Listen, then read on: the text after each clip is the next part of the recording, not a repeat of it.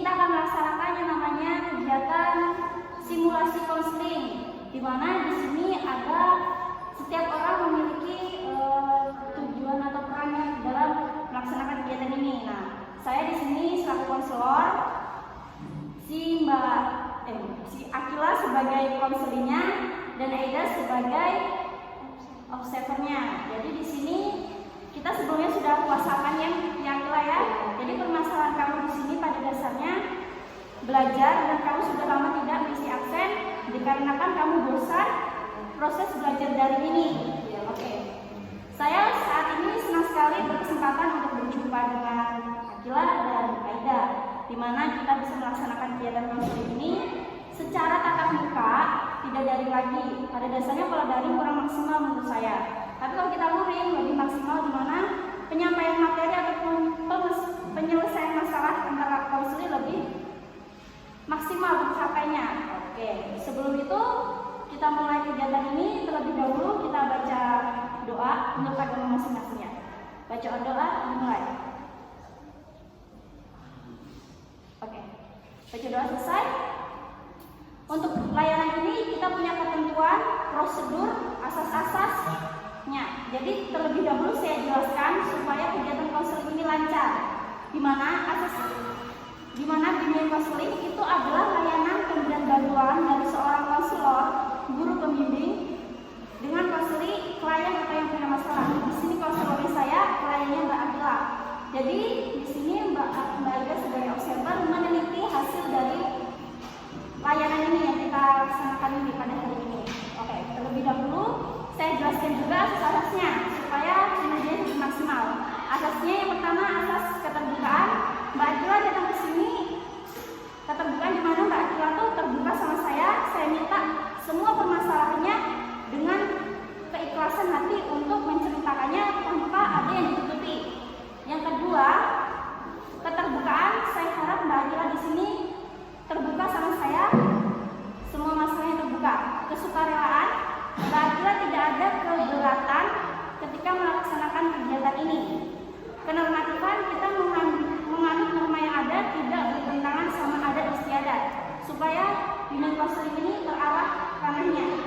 Oke, sebelum itu saya minta Mbak Akila untuk rileks saja, tenang, ceritakan semua yang mau kamu ceritakan ke saya.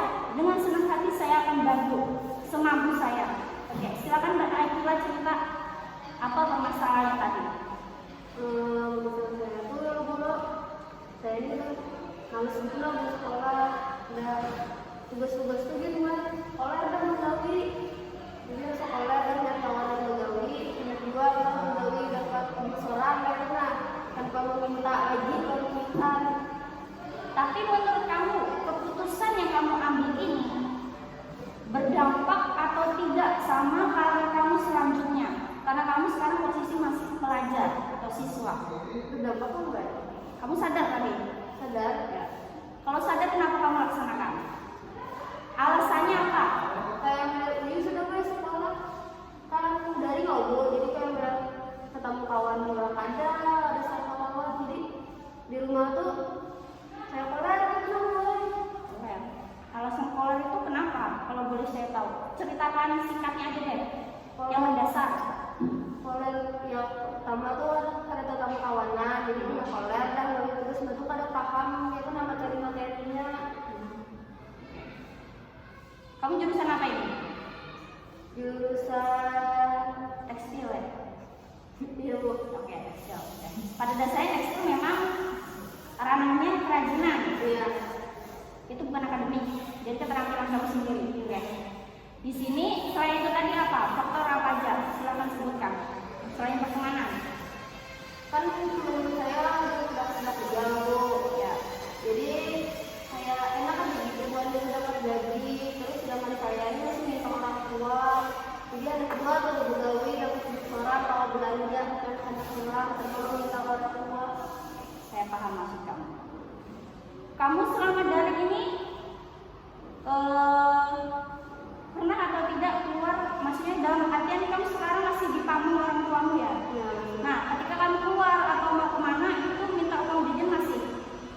Orang tua memberi tadi? Memberi. Nah, di situ sebenarnya kamu masih berat tanggung jawab orang tua masih ada.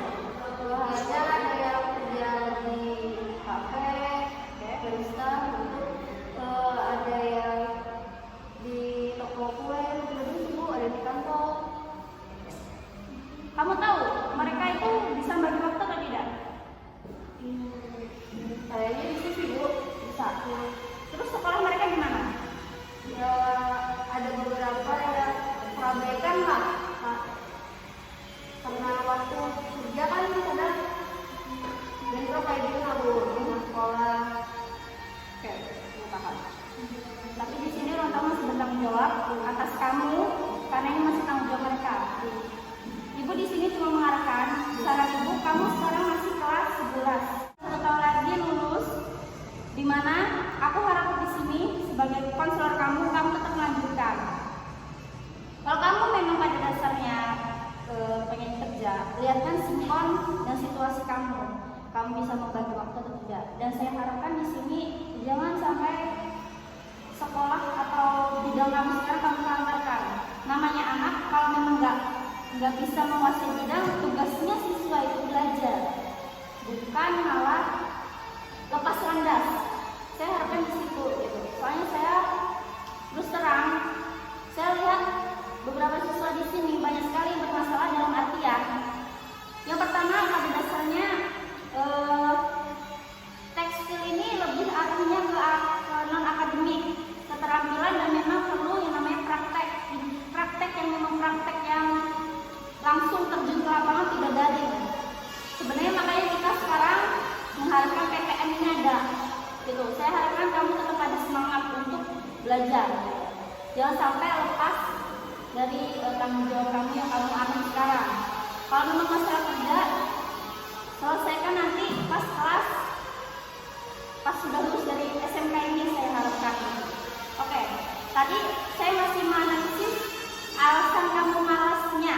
Saya belum dapat inti dari permasalahan yang kamu malas. Malasnya tuh malas karena yang pertama sudah tidak paham, lalu dipaksakan untuk paham, dan bukan bidang kamu atau gimana. Silakan kamu bicarakan kepada saya. Kalau langsung itu kan sampai kita dari Bu, dan ini belum paham loh, sedangkan kita paham gimana, paham sudah malas itu tugas banyak ini gue kayak gini yang tatap muka bang, kan tatap mukanya bisa ketemu teman, kalau dari ini sudah sorangan, tugas banyak, sampai ini kok gue sudah 11 nih. Paham. Dan kamu sejauh ini usaha apa yang sudah kamu lakukan dalam mengatasi masalah kamu? Atau kamu pernah nggak nanya sama guru gitu? Belum ada solusinya? Belum pernah kamu nanya sama guru kalau dia sama ibu. Sebenarnya yang menguasai di sini itu diri kamu, bidang yang kamu pilih kamu, dan kamu harus bisa mengambil resiko. Mungkin sekarang lagi resikonya, dan ibu harapkan dari resiko ini kamu tahu cara menyelesaikannya. Tugas saya di sini cuma membimbing, bukan memaksa kamu atau mencari solusi. Ya mencari solusi, cuma bukan artian kamu tahu kuasa skill kamu gimana, itu kamu yang tahu. Ibu harapkan ketika kamu nggak paham materi, tanyakan sama guru bimbingannya, guru pelajarannya. Sering-sering tanya sama guru, nggak apa-apa, karena itu tugas mereka. Dan di sini kamu pernah tidak nanya sama gurunya langsung? Pernah sih Bu nanya, cuman kan gurunya ada beberapa karena saya itu loh, jadi pas nanya gurunya punya sensi itu mah, jadi kalau kita buat Saya paham. Sensinya itu gimana? Itu mungkin menurut asumsi kamu aja.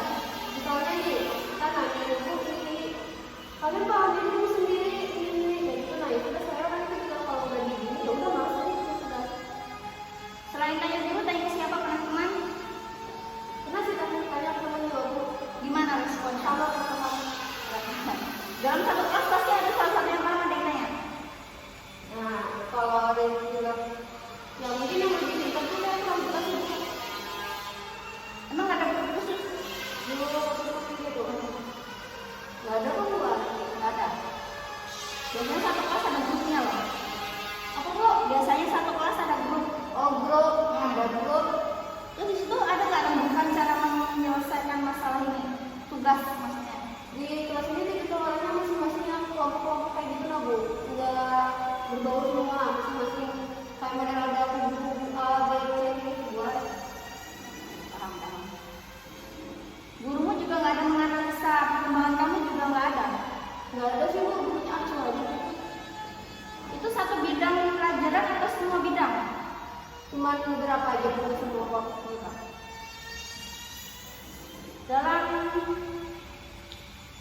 Dalam apa sih pelajaran itu, menurut kamu dari angka 1 sampai 100, kamu maksimal memahami materi dari semua pelajaran itu berapa? 50, 60, 50. Kemana setengahnya itu? Harus Oke,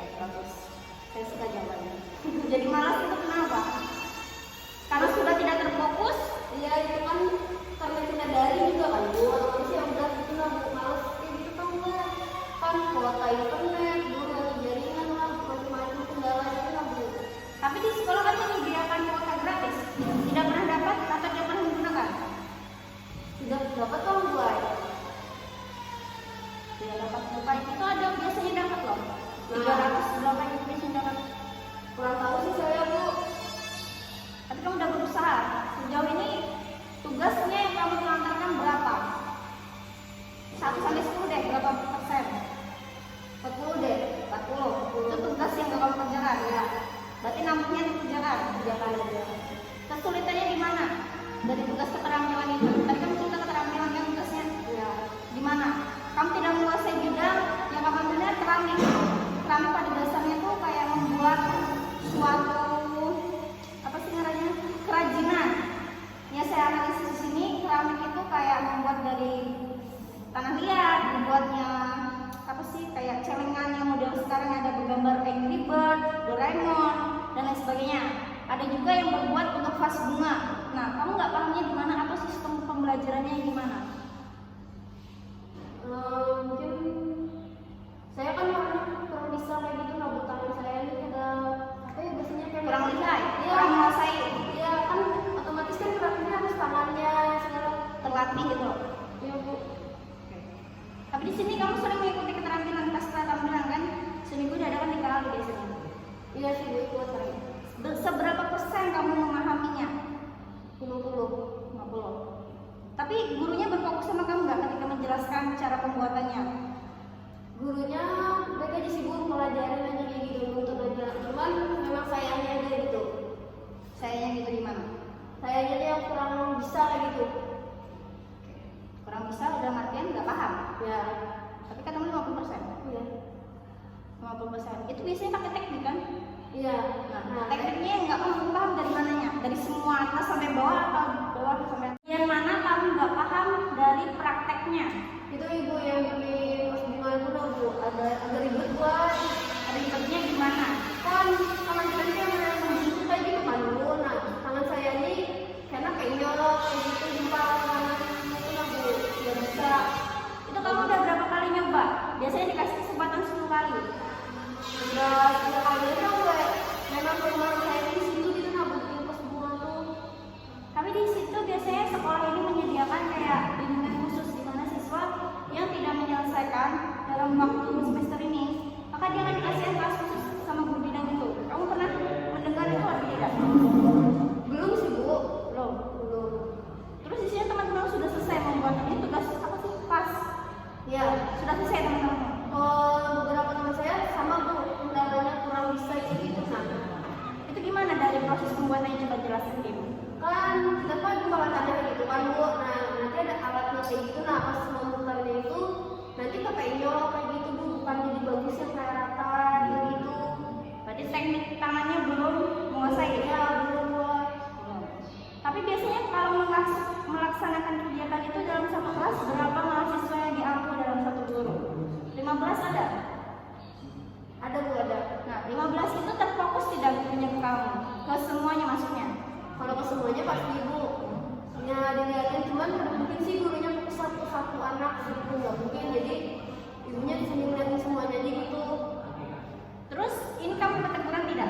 Sama ibunya. Dapat? Iya. Setelah dapat teguran, dibantu tidak? Gimana cara menyelesaikannya dari gurunya? Pihak gurunya membantu kamu? Disuruh latihan sendiri sih dulu Bu. Latihannya gimana, di rumah atau di sekolah? Kalau saya latihannya di sekolah di situ kan alatnya saya nggak punya. Saya paham. Alatnya nggak punya, itu pakai mesin ya? Iya buat tentunya itu kan Bu. Tapi kamu sudah, tadi kan berapa? 60% dari kamu paham materinya? 40%-nya enggak? Iya. 50. Oh 50, sorry. 50 yang kamu paham, 50-nya enggak. Berarti setengah dari 100%-nya. Iya. Tapi kayaknya nanti ini namanya sekolah yang visi misinya di sini pada dasarnya mewujudkan pelajar yang terampil, kreatif, inovatif. Jadi jika kamu punya masalah seperti ini, jangan pernah sungkan untuk bertanya sama gurunya. Tugas guru memang membimbing siswa. Dan ibu harapkan untuk kawan-kawan yang kerja tadi jangan tergiur atau terbawa sama ranah mereka. Jalur yang mereka pilih itu memang mereka mungkin sudah bisa mengatur konsekuensinya. Dan pada dasarnya juga ketika kita pelajar sudah menikmati hasil, banyak kemungkinan pelajar itu sudah tidak berminat untuk sekolah lagi dikarenakan dia sudah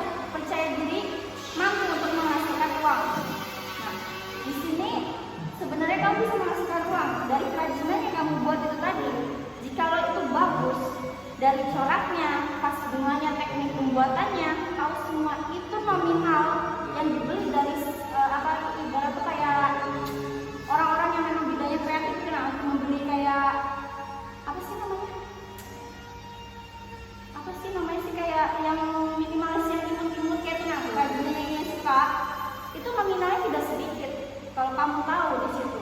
Dan ibu harapkan yang ibu bilang ini jadi pacuan dalam diri kamu untuk semangat belajar, tidak lepas dari tanggung jawab kamu.